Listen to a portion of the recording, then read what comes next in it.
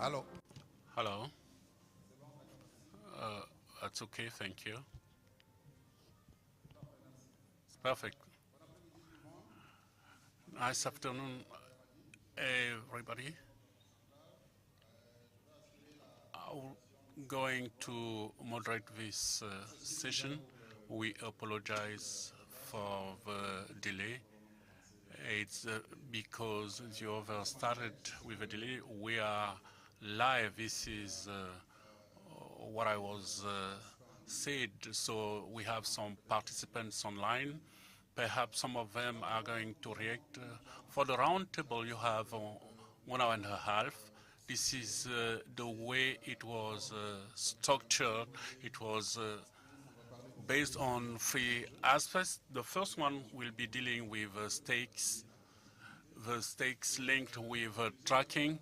The second aspect will be the presentation of the experiences, sharing of national experiences by the General Manager of Forestry in Gabon, as well as at the international level, what is being carried out.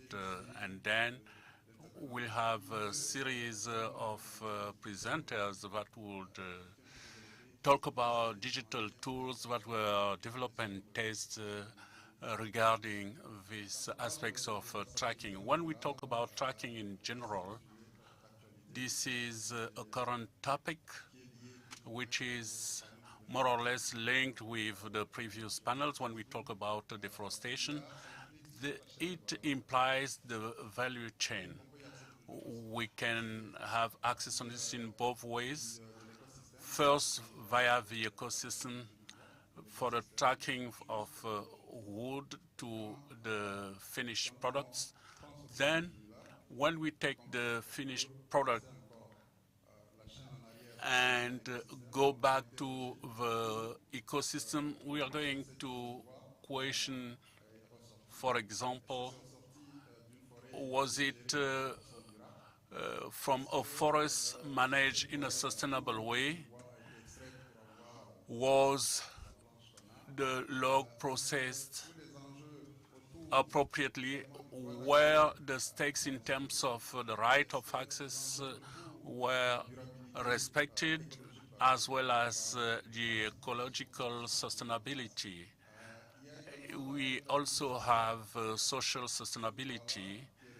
This log we can also talk about other products.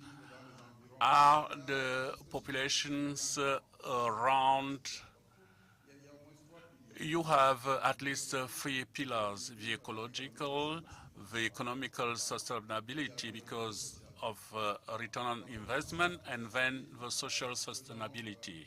When we have it, we can have in PROSEC what is the new legislation of European Union, what is the contribution. For example, cocoa is coming from sustainable practices, and also the legal aspect is also respected. So we are going to exchange with partners. It's not easy, I have to confess it, because we do have a lot of panelists, and it's an activity we have to answer in 5 minutes on all the issues.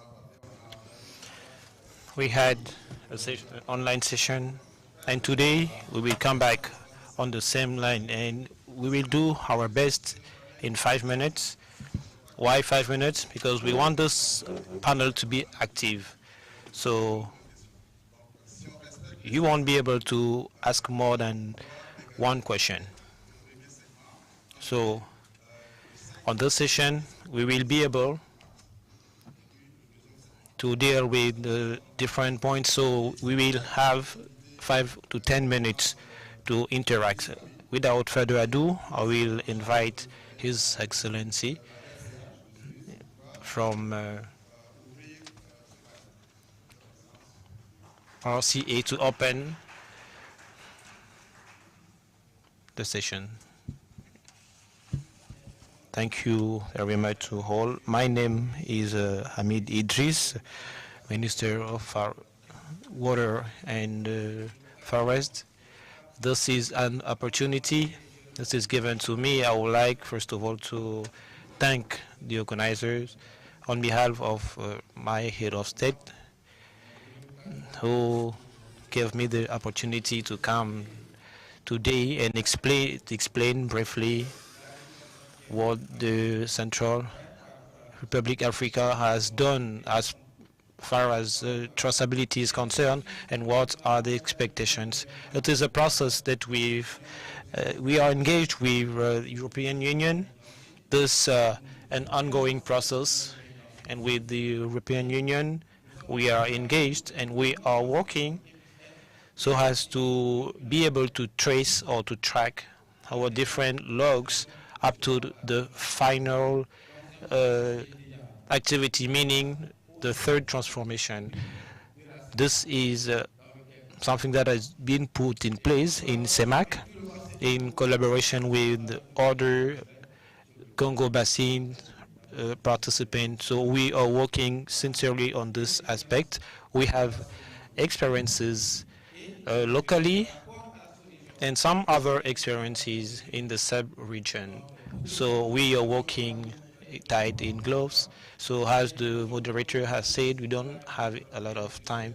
But if you have questions, you can prepare them and ask. But globally, the process that has been engaged will be explained and let you know how the logs will be really traceable. This traceability will help us create added value and help different uh, the community, namely those involved with this sector. Thank you for your kind attention. Thank you, Excellency. Astrid, Je voudrais inviter Madame Massé, qui est la chef de l'unité de, des valeurs universelles, directrice générale de l'environnement à l'Union européenne. Madame Astrid a plus de 20 ans d'expérience et en travaillant avec l'Union européenne. Elle va donc nous aider à avoir une meilleure compréhension de ce qu'est la nouvelle réglementation, quelles sont les problématiques en suspens et comment la réglementation contribue ou assure la, la durabilité environnementale, sociale, donc pour assurer la traçabilité. Donc, elle va nous aider à avoir une meilleure compréhension de cette nouvelle réglementation, donc en nous apportant une faible introduction de même. Et je voudrais aussi inviter d'autres panélistes. we start her presentation.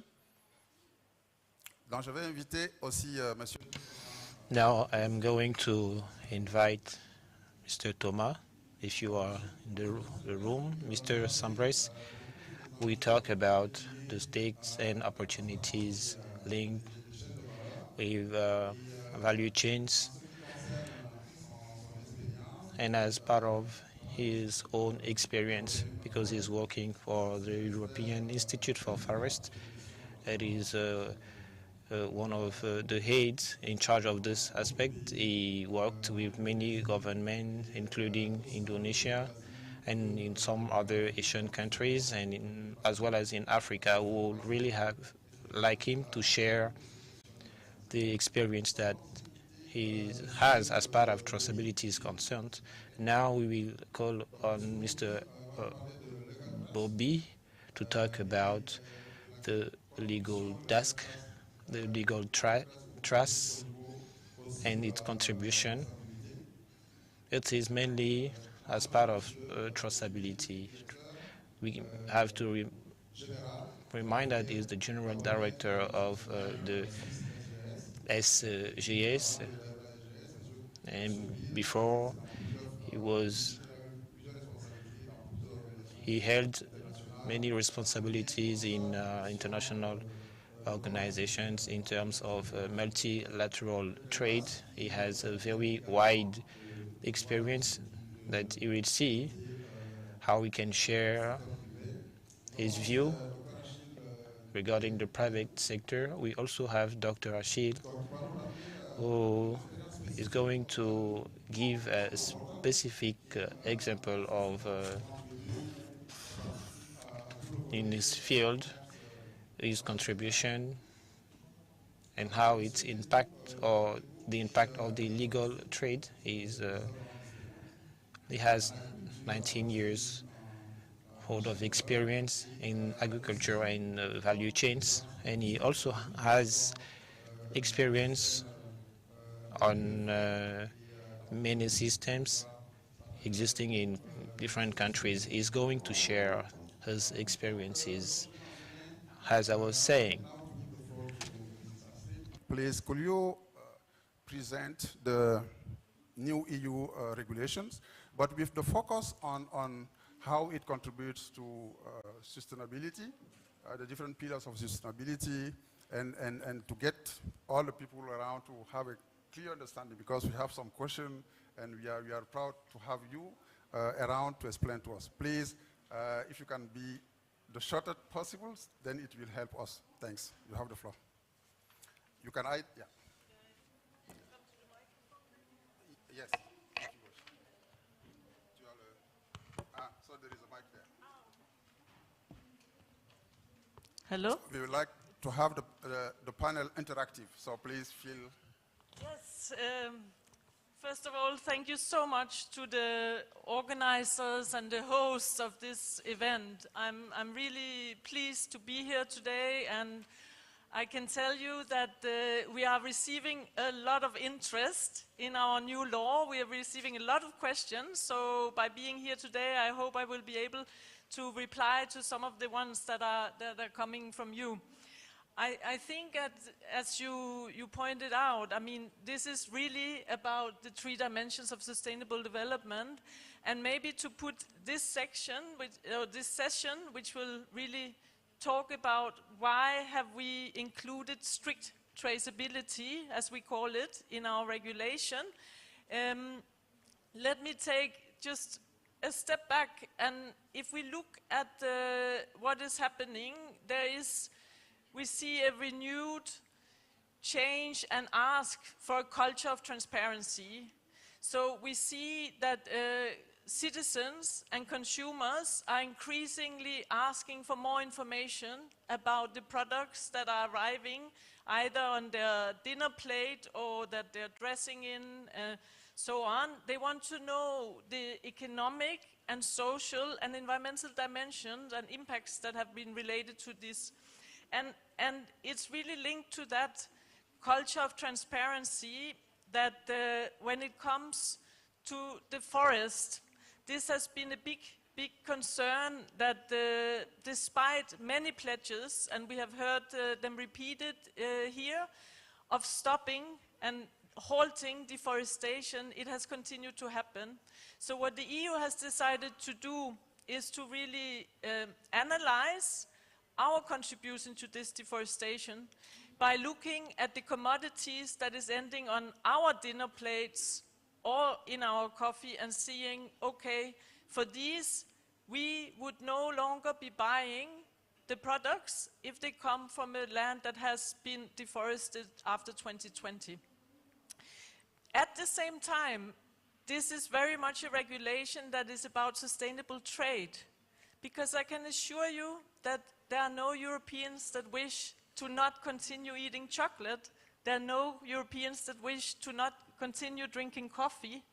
So this is really also a chance and an opportunity for those, and I think we will hear many examples, we have already heard today, but also tomorrow, on companies and producers who have started to walk this path to ensure that they have inclusive, sustainable production, and that they're looking at the things being done in the right way. So I know I need to be brief, so let me maybe just say that you asked me specifically about the 3 dimensions. I mean, we see this strict traceability that we will be requiring. On the one hand, it can be a chance also for the producers to actually have a fair price. What we will require is something that you can do with any mobile phone.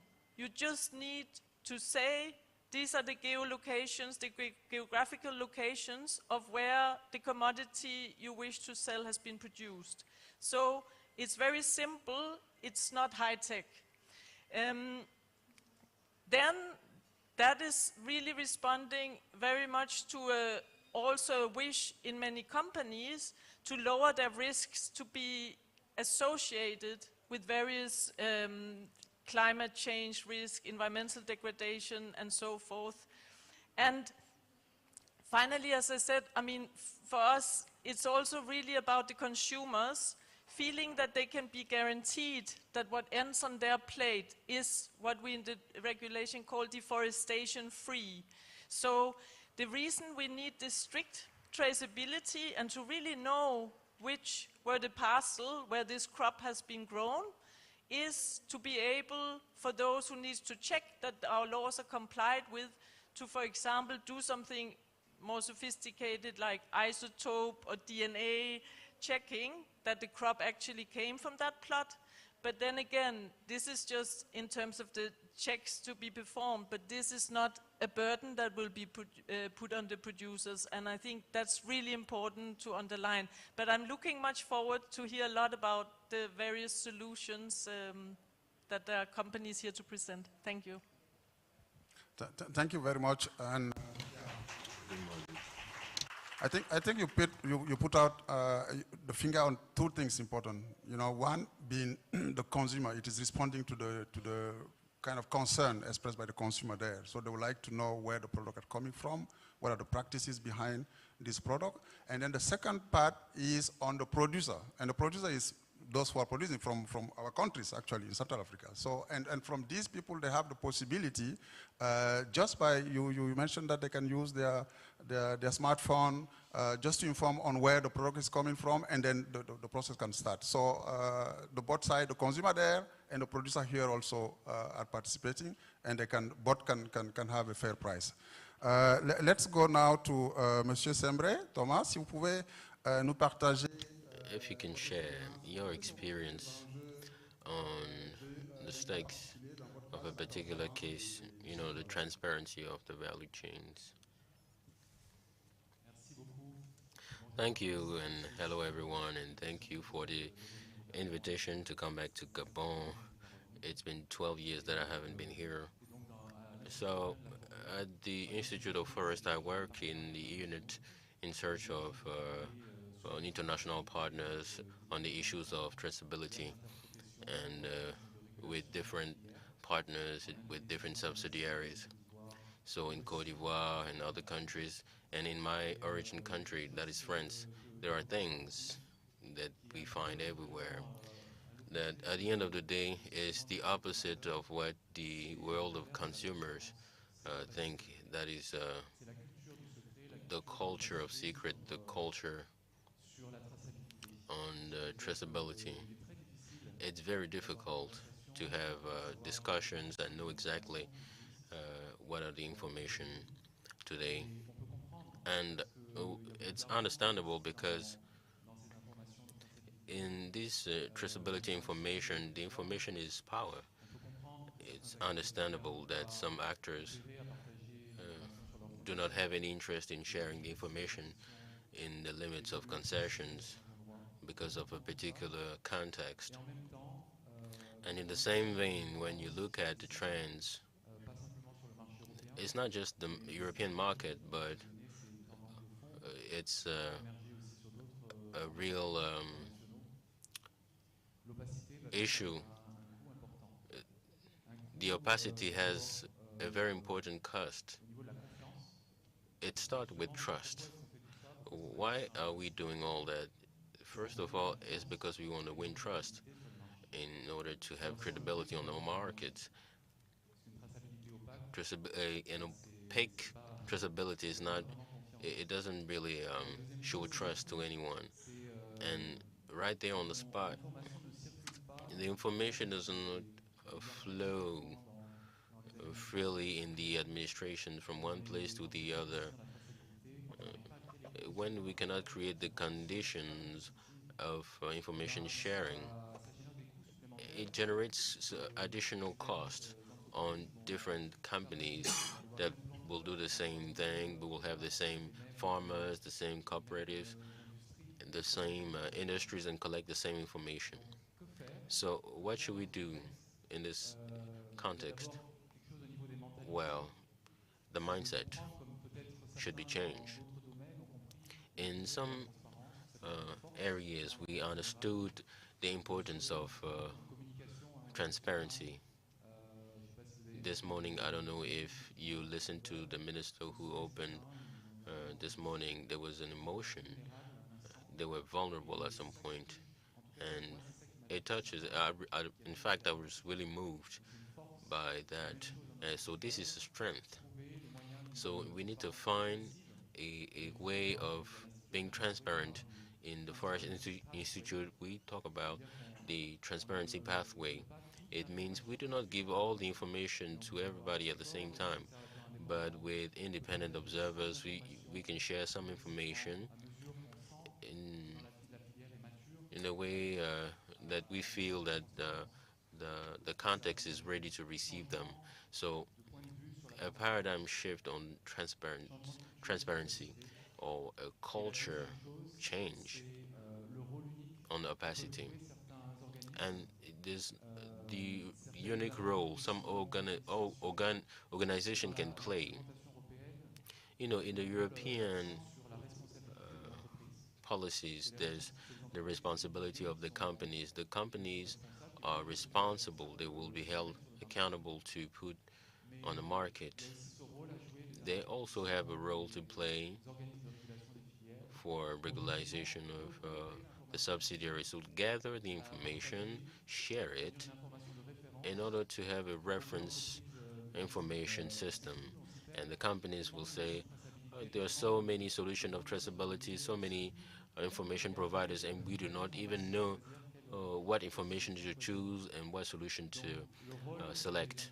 So the role of the interprofession and the key governments, and we can see the needs in the coming years, which is to support in a strategic way these institutions. This is why, at our own level, the contributions and what we are discussing here is a new partnership with the Trace initiative that I represent. I participated in the creation in 2015, which is an independent uh, institution based on research. They provide a lot of information on agricultural products. And in partnership with them, we gather uh, experts in subsidiaries and we try to assist governments that want to anticipate on the requirements of the market. And we are ready to attack even more difficult areas. Thank you very much for your attention, and I hope I can answer more questions. Thank you. Merci, merci bien. Je pense que vous avez Thank you. I think you restructured the stakes and where the opacity issue is located when the information is not shared. It generates cost. And what you proposed is the facilitation to the access of data and also the expertise in order to make all of the, no, first of all, share the information, the requirement of information to reduce the opacity. Just beside you, we have Mr. Bobby who will also share his experience, but also in another context. And I'll give him the floor so he can discuss more. Thank you very much. Thank you for the invitation. And thank you, dear Minister, for your presence. Of course, we are honored to be invited to this meeting. because we have an experience in the area, not only in traceability, but also in the sector, in all of the sectors of life, the life, the current life, where we need to certify and verify traceability. And I'm surprised to see that the minister from CAR is here because during the last implementation, he was also there. I'll try, I'm going to be very brief. This is what you said and go to the point. We were asked to share the experience of the commissioning of a traceability tool, and AGS, the tool we implemented is Legal Trace. So the Legal Trace is a solution, a generic solutions, in such a way that it helps not only the forest sector but all the sectors where accountancies or traceability, sorry, is important. So this is a solution that is for the administrations, but it's also a solution used by all the stakeholders, be it in the industry of forests, the companies, and this is a solution developed to be in compliance with the national legislation where it is used. And when it was developed, we worked, I remember it was with the European Institute of Forest that validated the fact that the solution was in compliance with the flat provision, and it was developed in the countries where it was implemented. And the traceability notion, the solution helps uh, integrated, integrating several modules. This is why we talk about traceability, and we can also talk about the needs of the countries.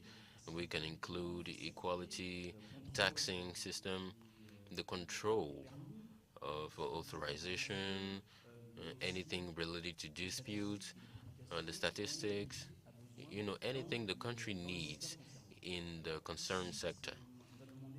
And here, since this is about traceability in the forest industry, and this is what we already did in Liberia, in CAR, and DRC, what you need to keep in mind is that the generic solution of legal trace is based on the needs of the country, but we just need to adapt with the needs of the country and give it another form. And the solution is just to give a strength to the legal trace. This is a system that helps, an IT system that helps ensuring that each product, if we talk about the first product, each log or each product extracted from the wood, once it is declared and verified, when we are talking about the wood, when it goes into the factory, all that traceability, we should be able to determine where this wood was cut and who does it belong to, the perimeter where it was cut. And it also helps, one important thing, it ensures the origin of this wood.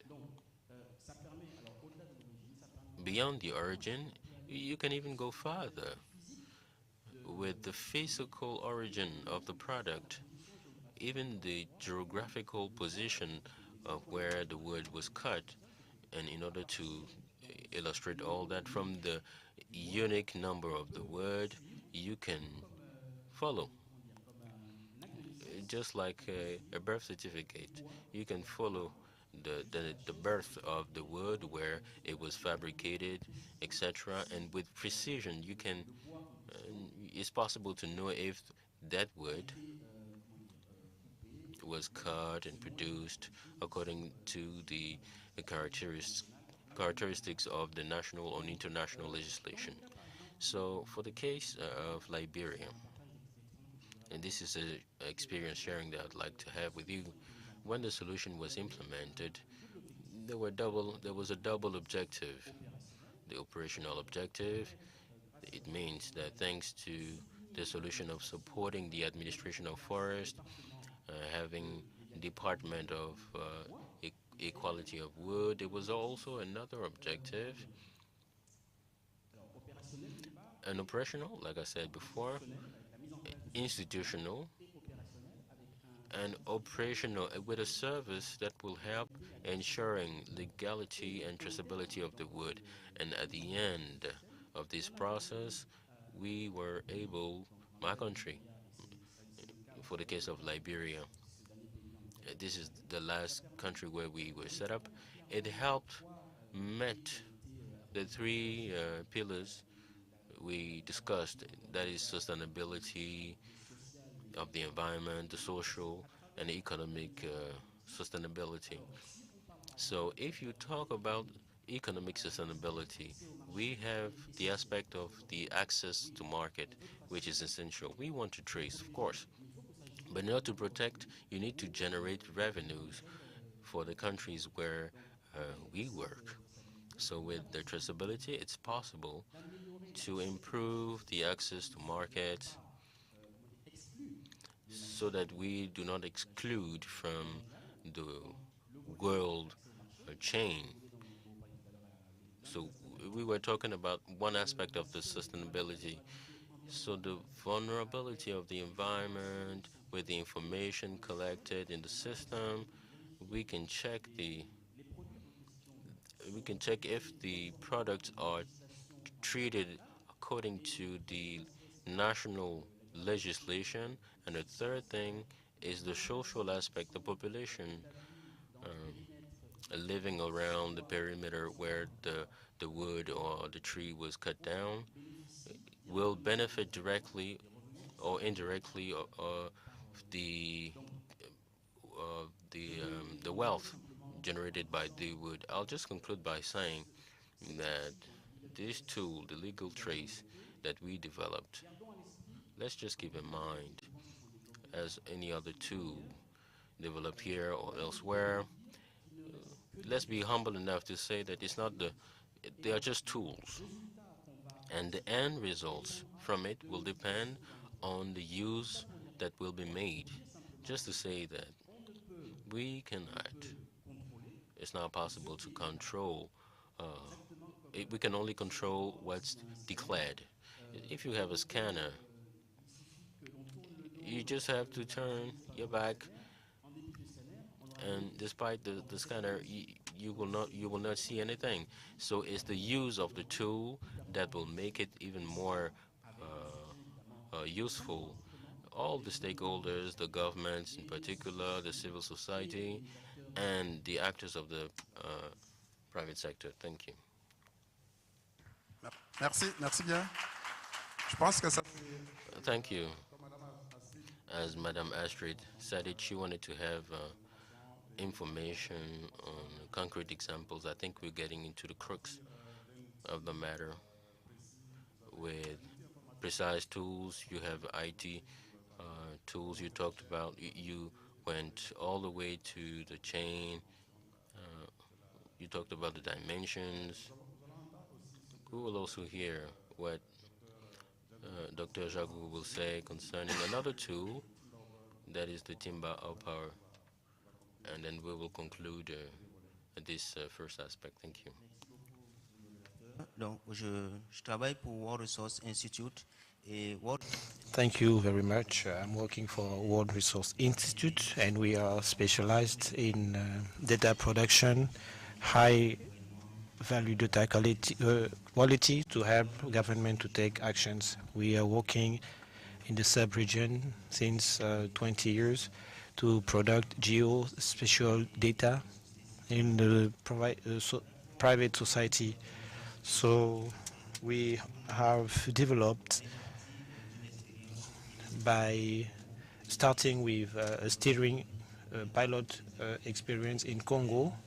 We had to put in place a platform that could help the independent observers to follow up the steering committee.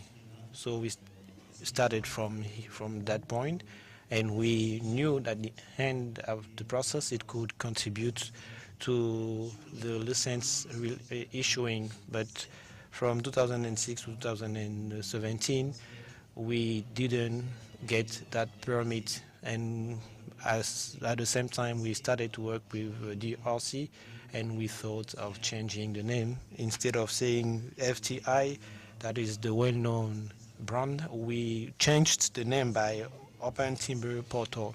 So we changed it because we had a pool, and we said we write the different laws endorsed in countries.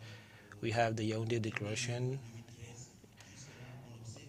and so far we've noticed a high rate of deforestation in countries. So it's true that the rate is higher in some countries and the trend is increasing. We wondered what to do, and when we approached the different importers, those importing logs, we wanted to come up with a solution to improve the reputation of the log. So it's true that we cannot master all the legislations of countries. We needed to have a tool that could help us understand what are the providers working legally under the Congo Basin. We went in the laboratory to reflect on the point. And we also knew that if we want to have a detailed survey, we needed to have a technique. We had to provide data, information, not only from the private sector or the government, but also to the government. And we also had to have adapted data. It's true that they are not really professional or ethical, but they needed capacity building. So we put in place the platform that could work with the three providers of data. The government already worked with us 20 years ago. They could give us limits, concession limits, and the private sector, we could meet them. We talked about opacity. We saw that when coming to them, we could share information and say, for example, on the market, explorers could not get the information you have on your website. So we get in touch with the private sector who granted us with information on the basis of the different documents required in countries. And we also received finance to have a quality assessment. So the Open Timber Portal is gathering information from the three sources and compare them with the satellite data, and they help us compare and see if the different concession limits are respected when they work on a given path, and are information given by civil society are true. If there has been cuts out of limits, are the information accurate? So we are working with all the sources to help leaders to take decisions or actions.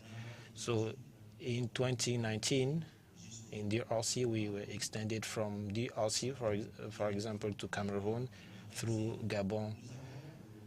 Even in Congo, we have 75% of enterprises using data from Gabon. We have 25% in Cameroon. In CRA, we have a rate of 20%, so we still have a long way to go as far as opacity is concerned. But why are we interested in that tool?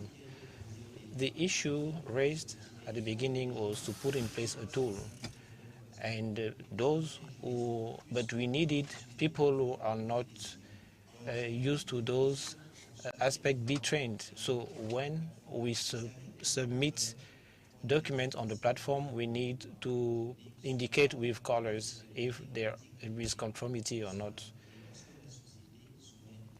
So when society just submit documents, we can assess by using the different colors. And we can also see if the document has expired. So now it helps us have a detailed recording.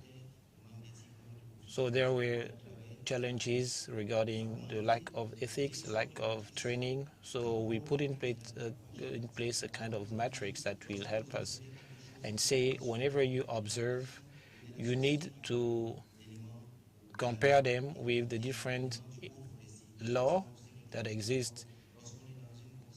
We had an example when we are in a concession, we are talking about something that really exists in the country. So we had to make the distinction between the different aspects. So on the basis of a chart, we could be able to give the level of conformity of an enterprise. And it also helped provide with documents because in the basis of experience, we noticed that there were some laws existing that could not be applied to the private sector. So it helped us do or undertake some reforms. It helped the country to develop its level of transparency. For example, when we look at the ranking of OTP, there is a place where you can see. So if Rouget, for example, you can see when you go to some other countries, we can be able from the tool to understand that, for example, there is an enterprise who has met 80% and you can certify it. So those criteria has been presented on the market, and it gives us, or it grants the credibility, because on the onset there was many criticism on the quality of data. Up to date, when we look at the different trend on the different markets, we can notice that the tool is widely used or strongly used. Thank you for the experience sharing. You talked about the original aspect. You had it to analyze the different needs. You had identified the different stakeholders, the administration, the private sector, the civil society, and you noticed that you also had to build the capacities of the different people, and by doing that you could generate data and compare them to compared to data coming from the satellite tool. So I think it's also contribute to what was said to the other colleagues. So to move on, we're going to receive at least one or two questions. His Excellency.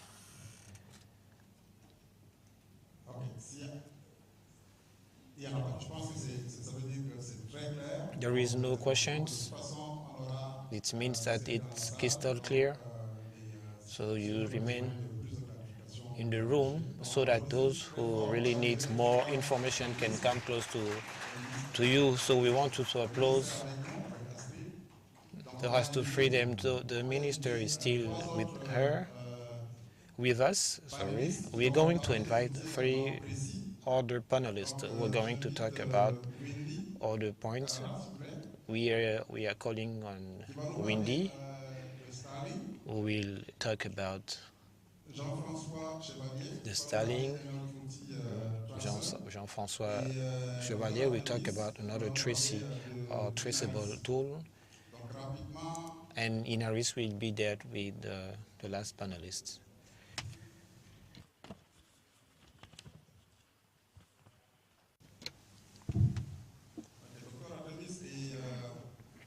Dr. Hunt is a technical director of Inaris. It is a platform that gives quality solutions as far as the measurement, the monitoring of images. It is used to measure the production of different food in some countries. Mr. Chevalier is an engineer specialized in agriculture. He has 20 years experience in the FAM, which is a specific group. We also have Madame Wendy. Madame has great experience. She worked in the financing minister in France, and she's been working as a consultant with the European Commission, and since 2013 she's working with Airbus in the intelligence program, where she chaired initiative programs. So maybe we will start with her, Madame Wendy. Wendy, can you please talk to us what you do, the work that you're doing with the experience that you have in Airbus, and how does it impact the traceability aspect that we've been talking about so far? Hôte de nous avoir accueillis aujourd'hui parmi vous. Et compte tenu du temps, je vais m'appliquer à tenir en 5 minutes sur un sujet très vaste. Donc vous pouvez... You may all wonder what we are doing on this panel, because these are not the issues on which we are well known. So concretely speaking, with the NGO Hunt World Foundation, we follow the deforestation on the value chain with so many activities at the local level that I will be talking about briefly. But we are able to understand the forest industry, and with the different resolution we are able to take, there's a particular actor we haven't talked about, that we haven't seen talking. That is all the private actors of the local communities who will speak at the different uh, levels of the value chain. But I'm from the European Commission in relation with what we will eat during dinner in the value chain at a social and economic dimensions very close to the needs of different populations. So us, in these value chains, how are we going to translate this platform and the technical complexity of these data in order to have a state that will feed? I'll give you some examples. But before I do, there are key success factors. We have the ecological, we have the partnership that try to erase the technology side around the need. Today, if we commit in discussions with the actors of the agro industry, their need for traceability and transparency is going to be different. And we will see that there are so many actors who took some commitments outside the traceability framework. And I just hope, regarding what Thomas was saying earlier, we will see much more traceability and less opacity in this value chain. And let me also take another example of the forest of Cavalli. Recently, again, uh, assisting the local communities to understand how the satellite imagery, they will have updated images of the degraded forest because of deforestation. and understand the different specificities of the forest. And this is going to be so important. And I'll see the regulation as an important leverage on the ground. It'll help the communities raise awareness, the system, in the best profitable way for their revenues with a positive impact that we can have on the Cavani forest, maybe 78,000 trees planted. Yes, see, if I go back to the platform, this notion is an opening. Through satellite, you can see so many things, and you can confront or compare them, and you can add so many information that come from other areas. It can come from the land administration or from the mobile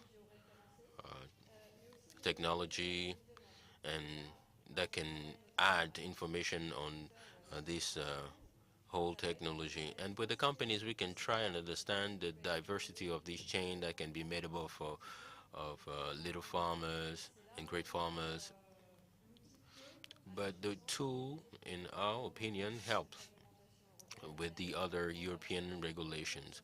And then to conclude on that, this will be a positive dimension because this is not an endpoint. This is something we know how to do, but this is just a positive approach. Today, we can see that the actors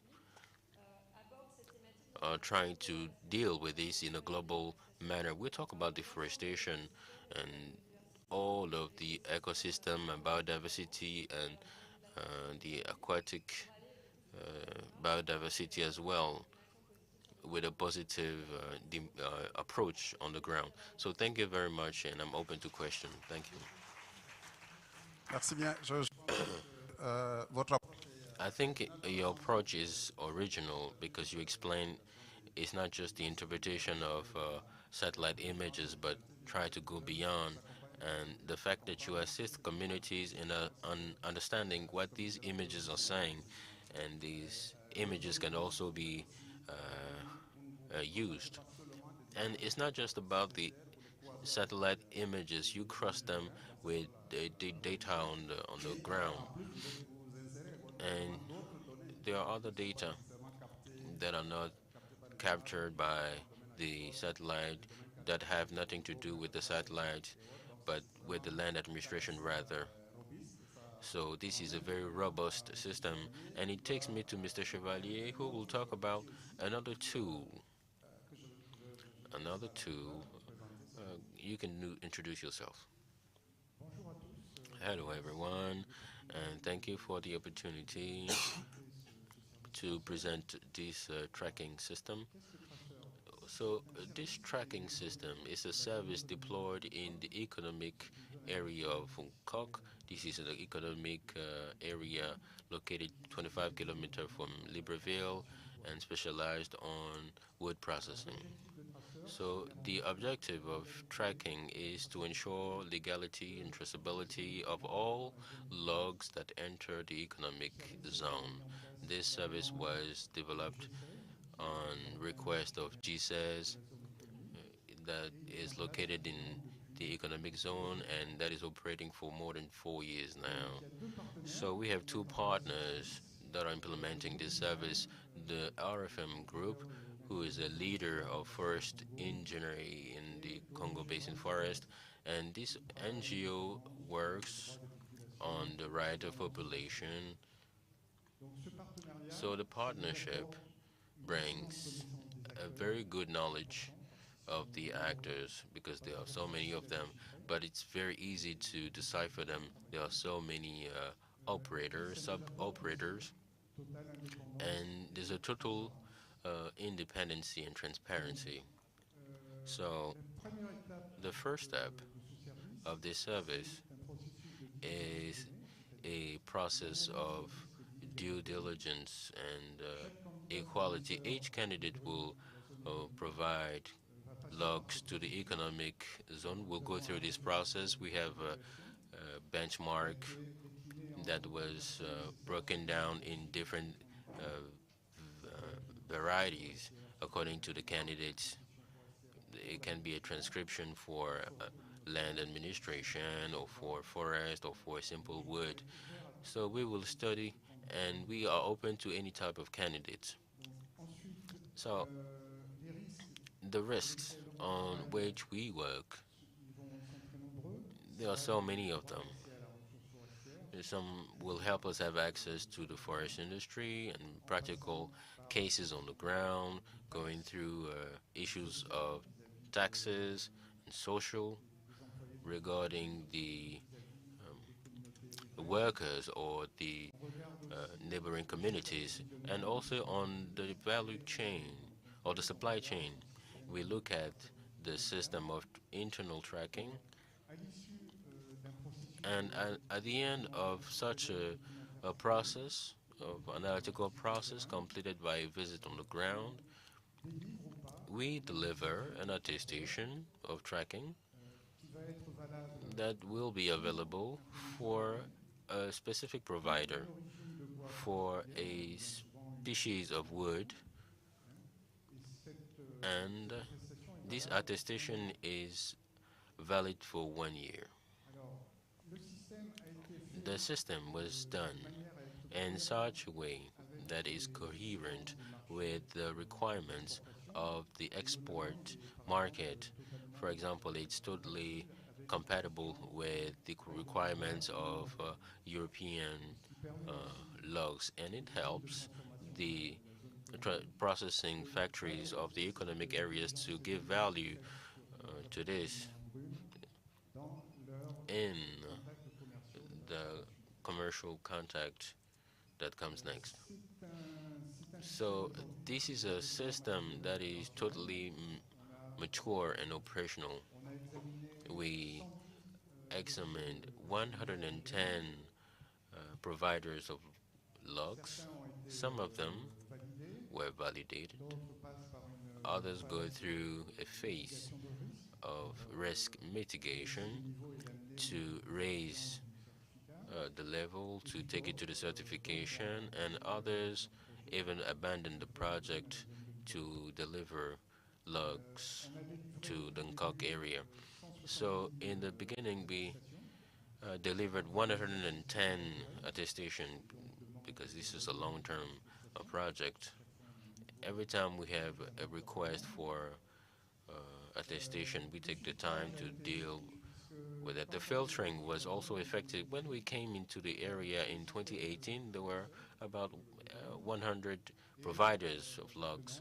And today, for some years now, since the tracking is here, we have about 45 providers of logs at a certain point.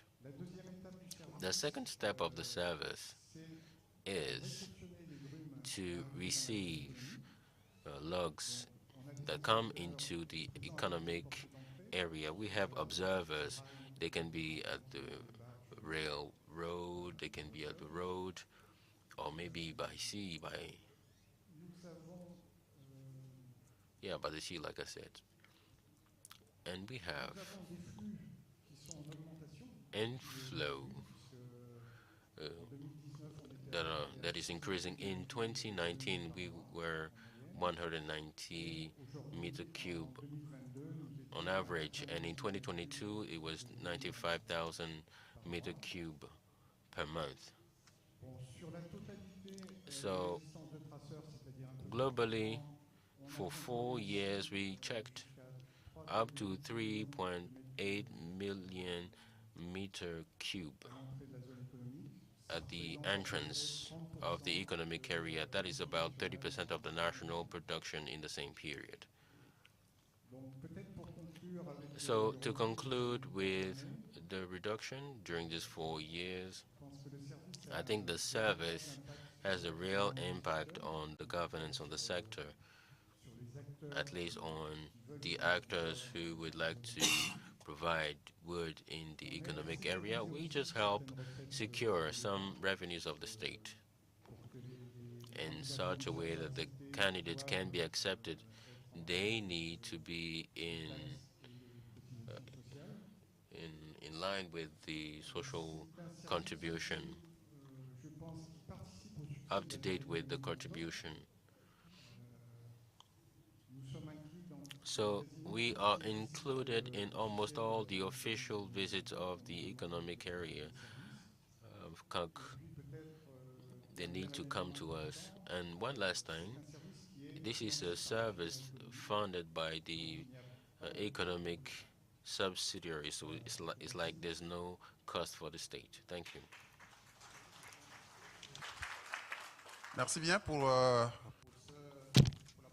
And thank you for this presentation. I think in 4 years, with all the figures that you gave, I think the service is very robust. You talk about 170 attestations with a system of cases analysis, very rigorous one. And this is the interest for us because there's a partnership, independency, and transparency. So you also talk about a very good figure. In 4 years, you were able to do the verification and give the attestation of 30% of of the production, 3.8 million meter cube. This is a system that is robust, and everyone can judge by themselves. Now, I'll now invite Dr. Elvis to present his tool that will help us close this tools session. Thank you. And thank you for the invitation. Thank you, dear moderator. I represent NRX. We are a young startup. We work in the qualification of agricultural products through smartphone imagery. And I'll present the new initiatives on traceability. Traceability, concretely speaking, we have production done at different places, and thanks to satellite analysis, we can know the level of deforestation of some areas. One producer can use a smartphone to declare the production. Okay, here I produced that number of bags, that number of tons, etc. And in the supply chain, this is where the problems start, because what we track today is not the products, but documents that go with the product. There will be a little tags. Uh, the bags are put together, we separate them, and then we keep the tracking. Meanwhile, they are mixed up on coffee and cocoa. There are some mix-up that are done, and on each step, it's it's possible to see mistakes. And we also try. It's possible to see voluntary mistakes. And what we propose at CNRS is to go back to the initial issue, which is to track the matter. We are expert of the image. So we take a photo of the goods. It can be coffee, for example. We can extract some kind of biometric signature, or it's like a footprint or a print. And then during the supply chain, we can see exactly and trace the object or the document. So the idea is to use the technologies in deploy. It looks very complicated, but the idea is to have something very simple to use. So the application are on smartphone. In Europe, it's already used by a lot of people to measure millions of tons. It's practical, it's very simple, and then we can make it even more simple because this is something that is used on the ground. And today we are launching with the group Tuton another principle on coffee and then cocoa. And then I also invite other partners. As we said, tracking is the stake that put all the actors together. They have to be in harmony. It's like a ecologic brick that can participate in making other step even easier, and then alleviate or validate the administrative work that is done for traceability. Thank you.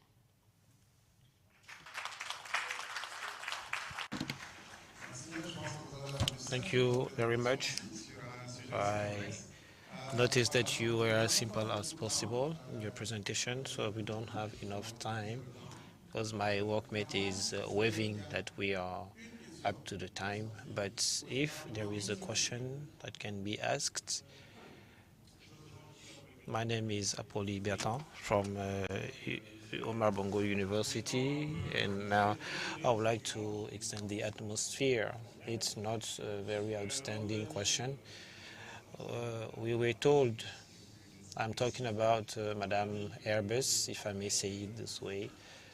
I was told that with DTP we will have all different data or information. So we would like to know, in terms of those tools, do we really need all those tools when we know that we already have chats DTP? It's a bit awkward, but the question goes to everybody. As I was put the question at the first time, I will reply and then give the floor to my mates. So this is the kind of question that we always put. What kind of tool do we need in finance?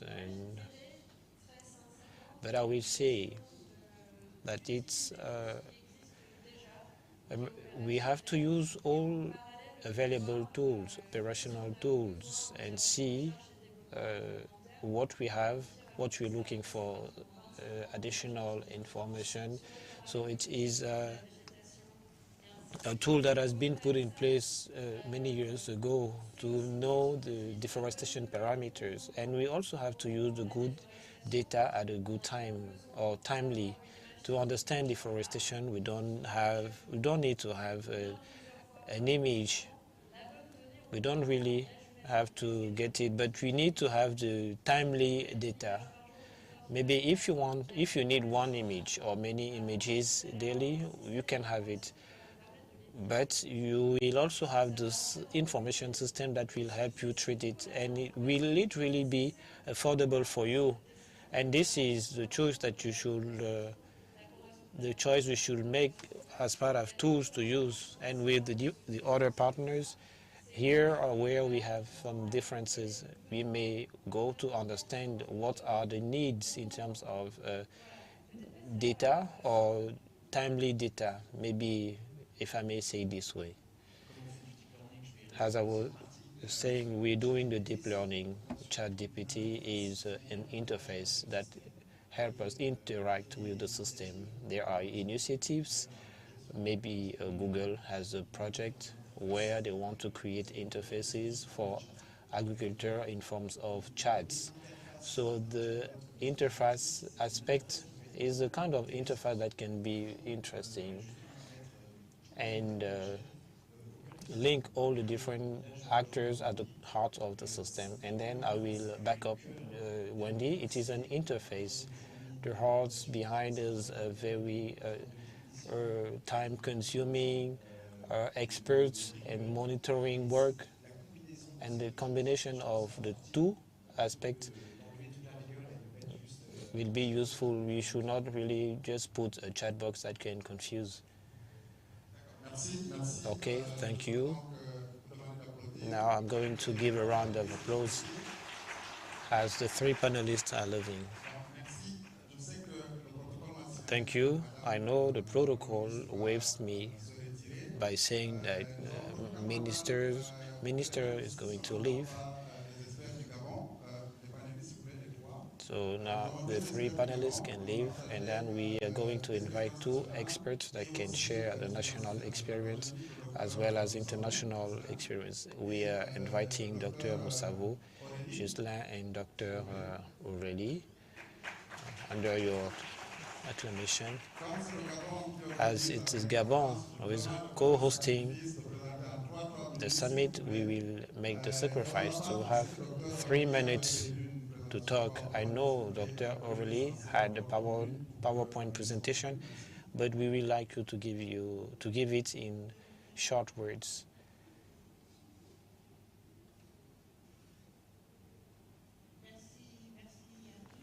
Thank you all. Thank you for giving me the floor once again. The the representative of CITES Secretariat, and now I am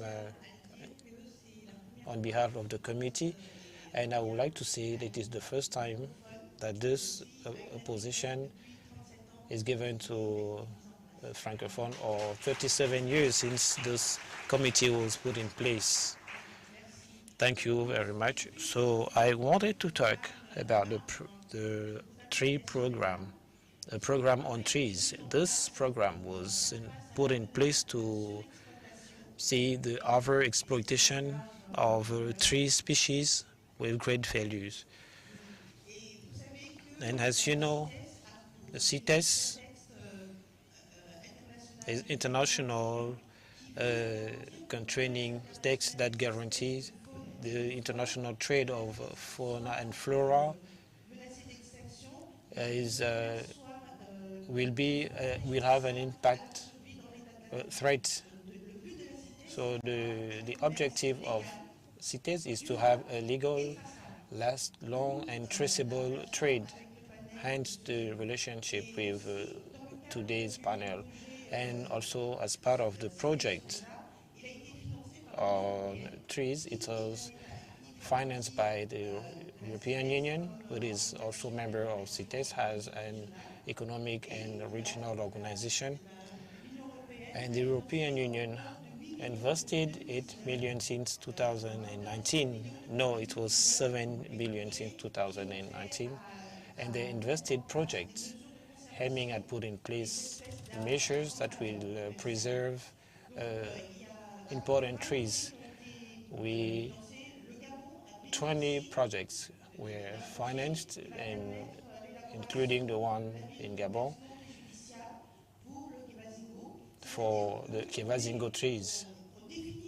So we define an exporting rate or limit that should not endanger the species, the trees. So in the international trade, we should not endanger some species. So it is based on a certification permit or permits that are issued by the authorized authorities, and the endangered species or that are likely to be endangered are protected. And this is the message I would like to put across. We have 3 kinds of species that was put in Appendix 2, Okaya, and the like. And it's true that those species are not endangered in the Congo Basin, but proposals are made by state parties. They reach in agreement to list those species on the appendix of CITES. Countries from Basin Congo brought the consent during the conference of party, and we didn't close the mission, but we know that putting a species sort of tree did not prevent from trade. And if those species has been put in the appendix 2, it means that they are likely to be endangered. Thank you.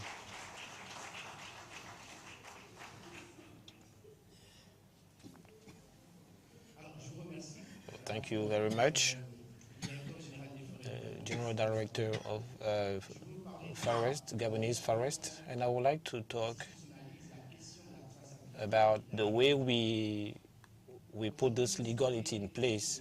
Today, what is at stake?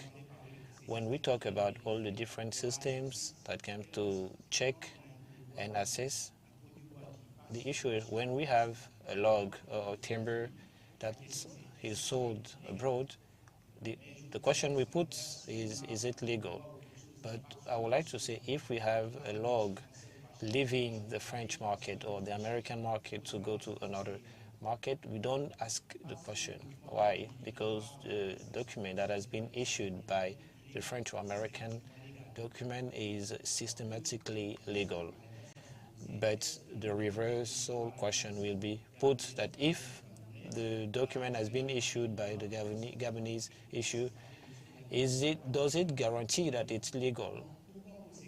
Though it has the state stamps. That is why we always send a lot of organizations to come and assess the legal aspect. This is the point on which we should work.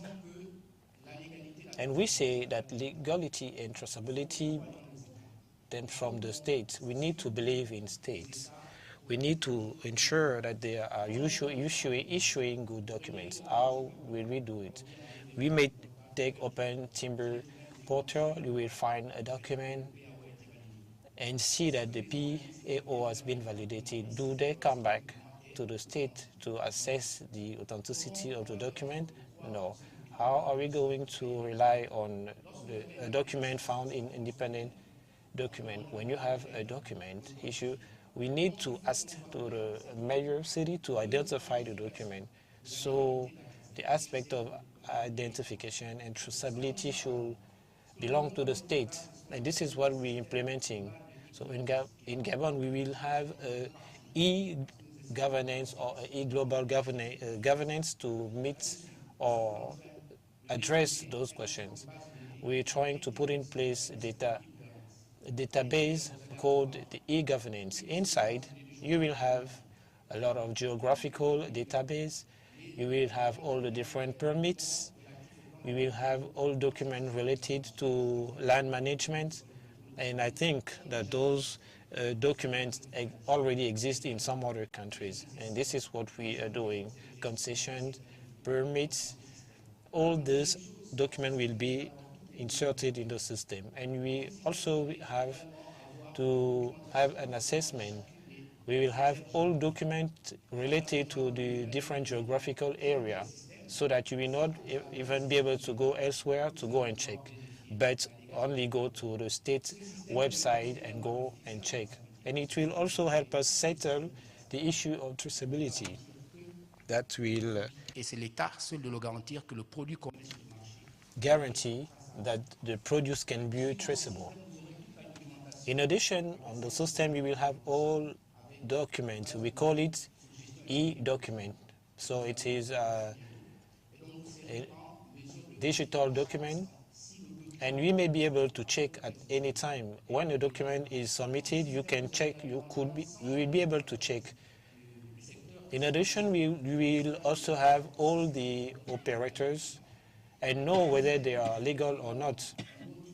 On the system, you will find some other subsystems that will operate as support to help you know the level of exploitation, the level of conformity level.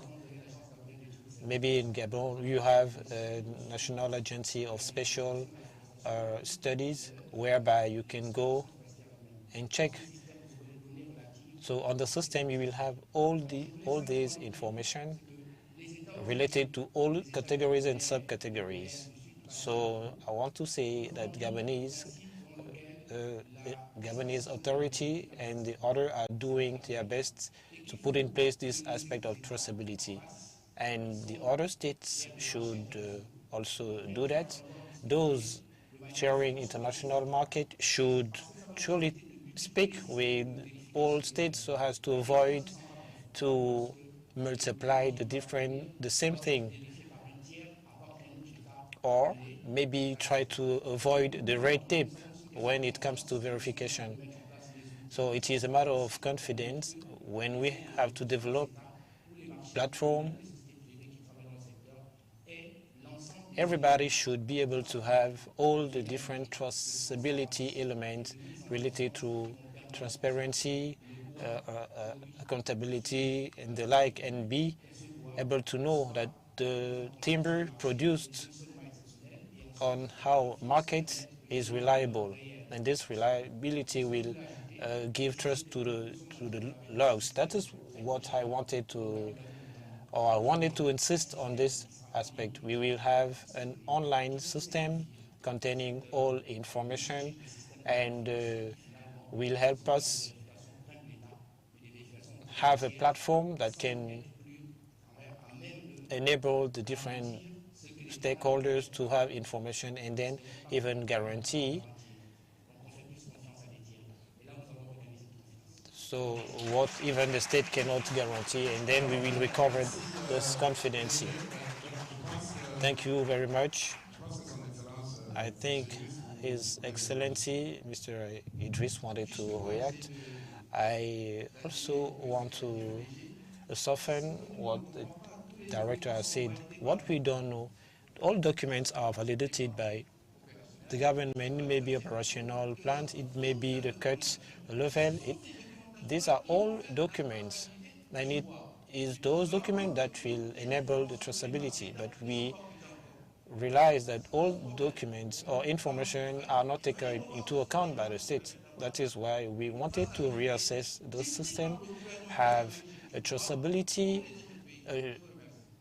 given by the state who is responsible for the log. Thank you. So we opened this roundtable with a presentation by Madame Astrid. You gave the presentation setting the scene.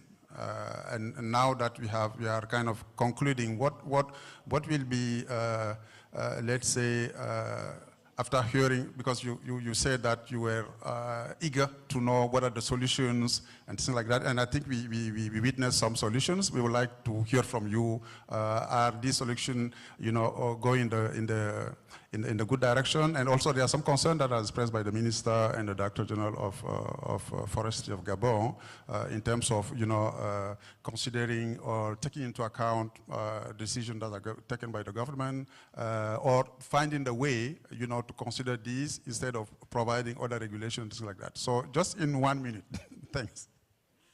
Just a very small question in 1 minute. I will try that one. No, thank you for a very rich panel and a very good debate.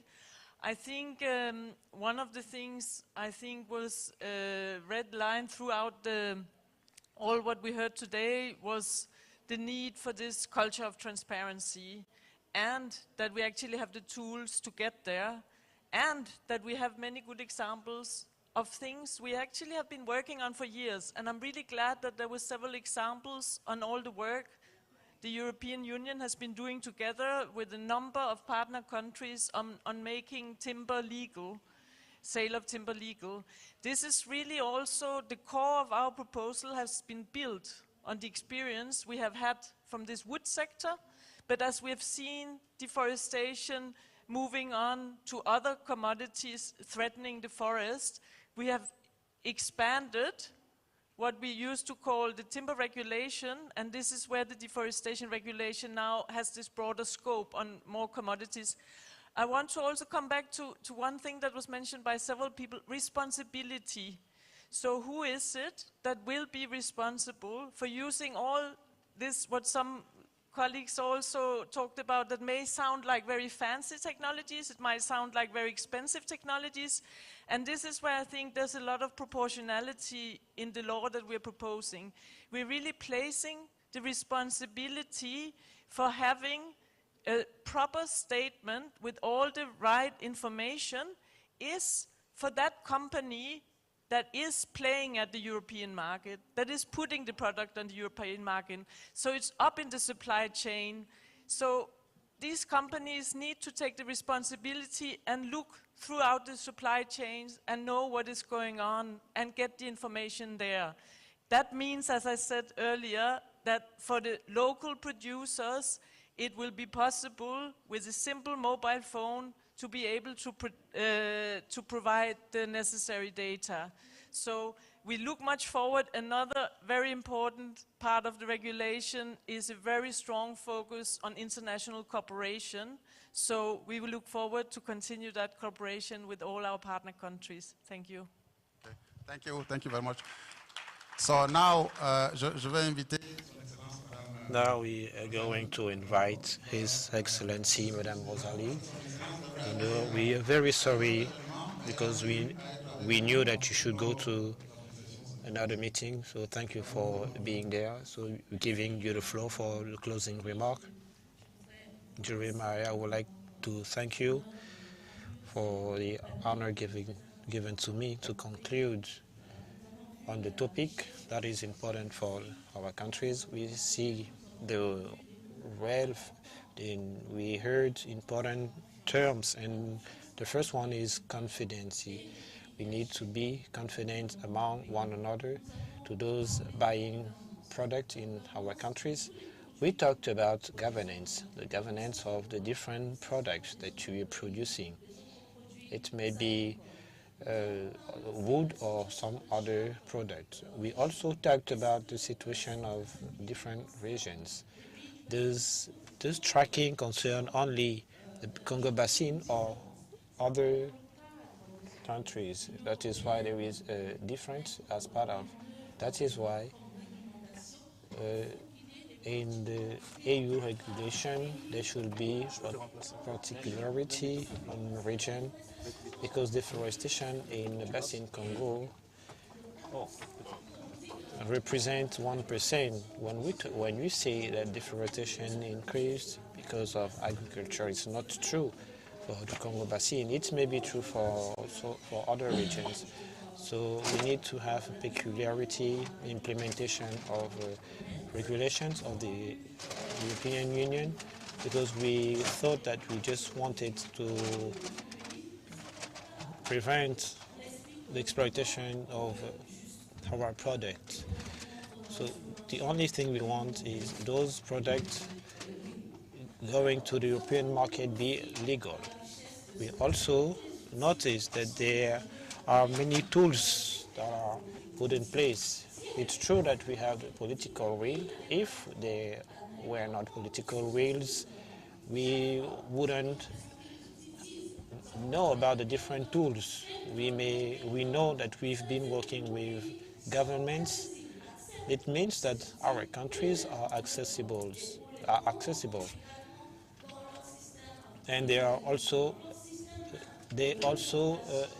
able to take those different tools into account. So that is why we may find all these tools in Congo. L'exemple du Gabon, la nécessité.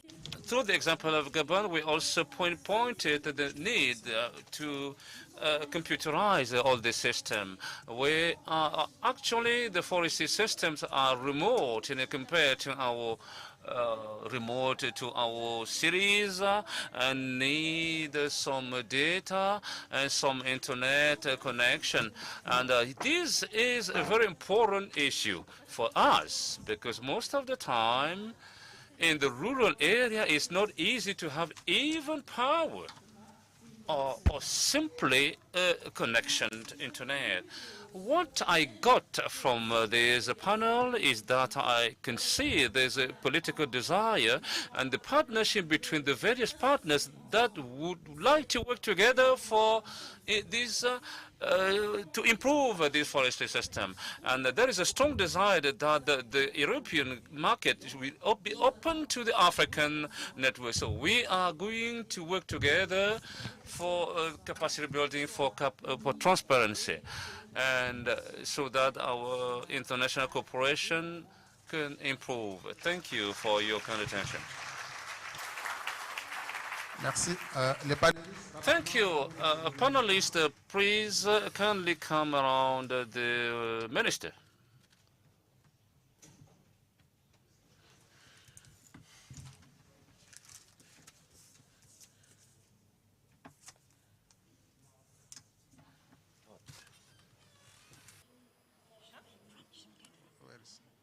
Where is the...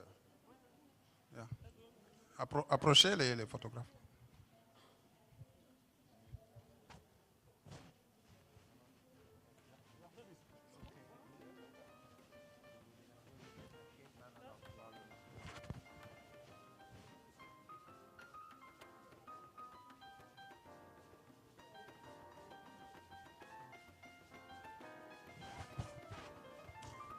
Merci bien, merci. Thank you.